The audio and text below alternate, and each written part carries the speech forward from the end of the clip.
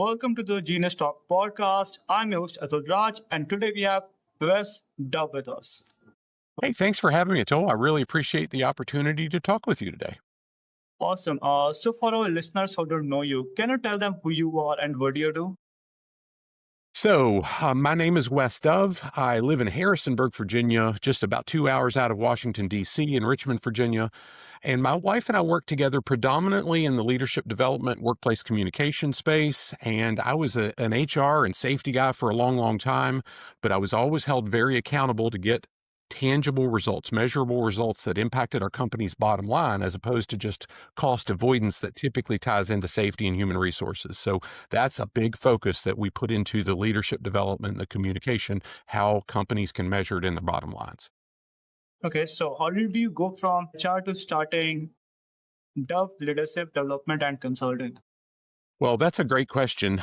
I went into HR thinking that I was actually going to have the chance to develop human resources, and it was not. It was a lot more compliance and rules and regulations, and it really sucked the life out of me. I share that in my book, Leading with Clear Purpose, that it wasn't fulfilling my purpose. I enjoyed the work that I had done leading up to that, where I was really focused on developing people, building stronger teams within the workplace, specifically through communication skills and so on.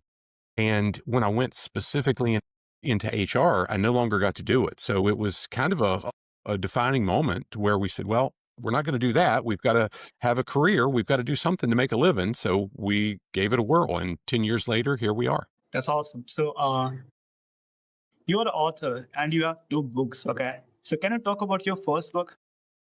Well, the first book is actually the first book I did on my own. We did chapters in other books, but the first book was called What's Killing Your Profitability? It all boils down to leadership. And it was really based on the premise of what I just shared with you. It's a deep dive into 10 different areas of any business's profit and loss statement that poor leadership will affect, and how, as a leader, as a supervisor, a manager, an owner, whatever my role is, how my actions directly impact that as a leader and can either take away from or add to our margins in a business. The second book, I mentioned that earlier, Leading with Clear Purpose, really stemmed from a conversation that I had with a lifelong friend who's always been one of the hardest working people that I've known, but I heard him empty. I heard him almost in desperation because one aspect of his professional life was no longer feeding him. And it really tied back to he didn't connect it with a purpose that was meaningful to him. He wasn't getting fulfillment. And that's so important for everybody. We hear about burnout, but especially for leaders, because we often don't have somewhere to run and hide if we own the business. We've got to be fulfilled or we're not going to be performing to the level we need to.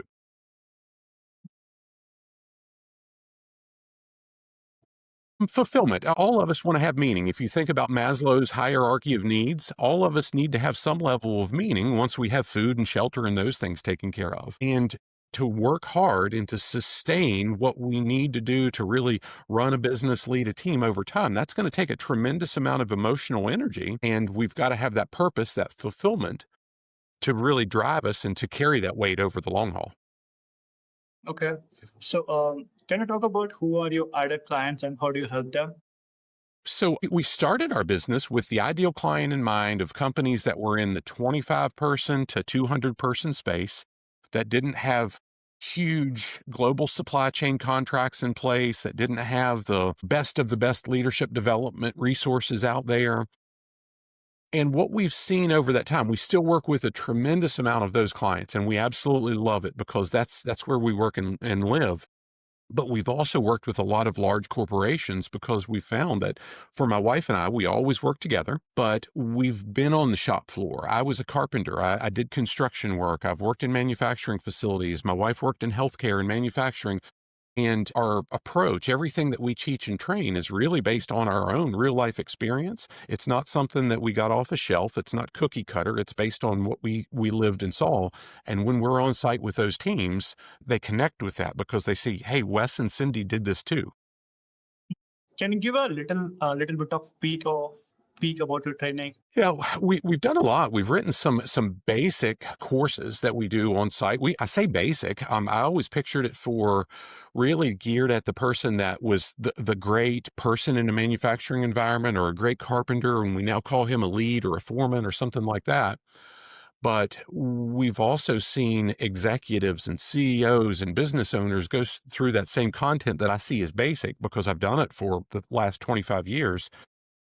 Tremendous value from it because it's a different perspective than they've had before. But we've made an emerging leader development course. We've designed a course called Recruitment, Retention, and Culture that seems like it's really geared at human resources, but we've made it as a leader's guide for how that supervisor, manager, and business owner really do impact the recruitment, the retention, and specifically the culture of their organization. So, what do you think? Like, what's the biggest challenge you see leaders facing today compared to like 10, 20? Today, there's a lot. I see a heightened sense of every employee at every level wants to have some level of belonging and they want to matter. 25 years ago, the culture was such that we could demand results, we could talk to people however we wanted to, and it was more okay. Society doesn't tolerate that as much anymore. And it was important then. The culture just allowed it. Today, it matters so much that when we have the right leadership culture in place, we see some of the best clients and businesses that we support have lines of people waiting to be part of their team, where their closest competition have to scrape and scrap and work all the time at throw money at people just to get enough people. So it's really about the culture and the atmosphere. And I would even say upholding the values, which is the new book I have written that will be released in a few months. Okay. So, what do you think? Like, what separates a good leader from a great one? A good leader, I believe, is intent about taking care of their people. A great leader is building people around them who also take care of those people. So it's not just them, it's a culture of leaders that are in that organization. And fortunately, we have several clients that we see that taking shape into where it's not just the owner, it's not just the CEO. It's every level of leadership is truly looking at how can we take care of our team members. And again, those are the businesses that we work with that we see some of the best people in those respective industries say, gosh, I want to be part of that team. Okay. So, looking back, what do you wish you have known before starting Dove that you know now? That's a great question. It's been a process, and we've been working with some wonderful mentors over the years.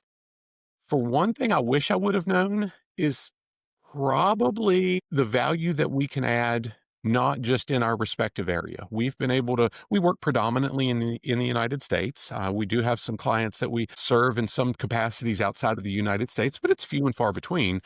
But we always viewed initially our business as being in the Shenandoah Valley of Virginia, in that small niche market, that area that we live. I wish I would have realized sooner and really grasped hold of how much we can impact folks around the country. We're starting to provide more keynote speaking. We travel a lot more now. And I see that it adds value in a lot of ways that I just maybe didn't have enough confidence to approach early on. And it's taken time for me to really see that. Okay. So, are there any book that influenced you to become the person you are right now?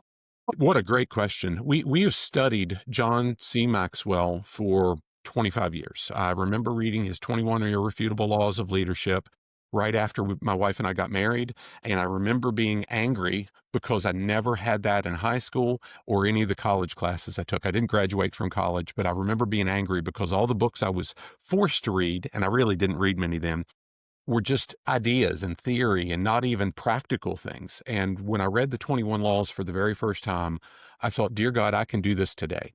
And I can start applying what John teaches. And it was absolutely life changing. And we've devoured his work since. Another book that was later in my journey, but it's been equally powerful, is a book called Think and Grow Rich by Napoleon Hill. It was written in 1937. And it's absolutely critical for the mindset, I would argue, for anyone, but especially in business. Able to There's a book that was released in 2011, I believe, called Outwitting the Devil. yes, that one. Well after his death. What a great story. I actually referenced that in one of my books.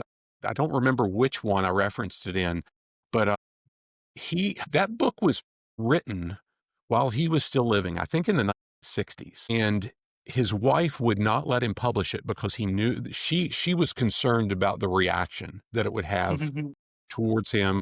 And after the agreement was when she passed, it would be published. Well, his kids didn't want it to be either. And it was, again, it was like 50 years later until it was actually published. And it is an absolutely transformational book.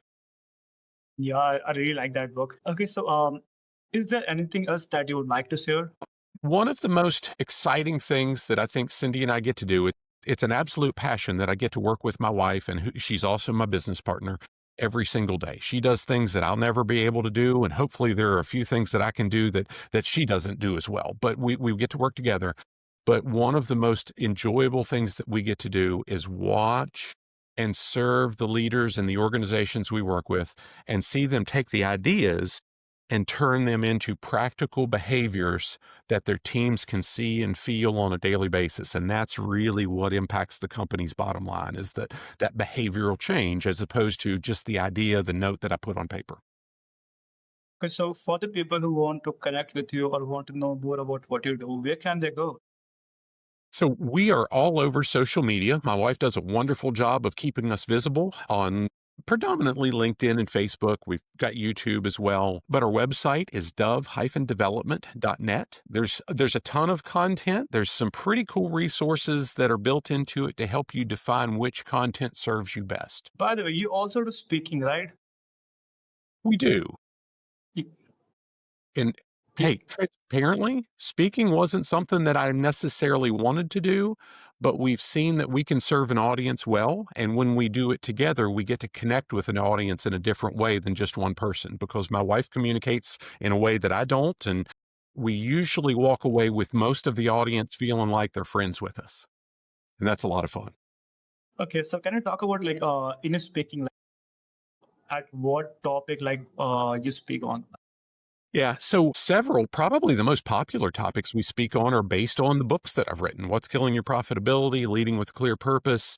We also frequently do a keynote called Building Buy-in around a clear mission and vision. And that's really based on the theme of companies, large and small, typically have mission statements and vision statements. But I've rarely seen situations where employees at the frontline level understand how their work ties in with that mission and vision daily. And that leaves a big disconnect in their performance, because gosh, if I don't know why my work matters, I'm not going to work as hard. But when I know exactly how the work I'm doing ties into the company's mission, man, turn me loose. Let's do this, right? So that's fun, and we do a lot around recruitment and retention and culture as well. Okay, so so for the employees, like we have to talk with them and continuously remind them about our mission, or how does that work? Everyone's different. So we typically do a pretty deep diagnostic early on. We ask a lot of questions to really figure out what the pain points are, where their current leadership culture is, maybe where they perceive it is. And we often talk with some of their team members to get a feel for, hey, is it really where the leaders think it is? And then we're going to try to customize not just the approach, but how we deliver every bit of material so they can receive it in a way that they can actually take action steps. We were just with an executive team a few days ago where we shared a lesson that we've shared with thousands of people across the country, but we did it in a way that we had never done before because that was exactly what they needed. And Atul, I'll tell you, the team walked away and they were just ecstatic with how their conversation, not because Wes and Cindy did a great job of delivering, but how it really drove their conversation around the specific actions that they could take following. And I've gotten feedback from them already that process has started. So that just makes me so happy. Okay, awesome. So it was really good chatting with you, and thank you so much for your time. Yes, sir. I appreciate the opportunity. Great to talk with you.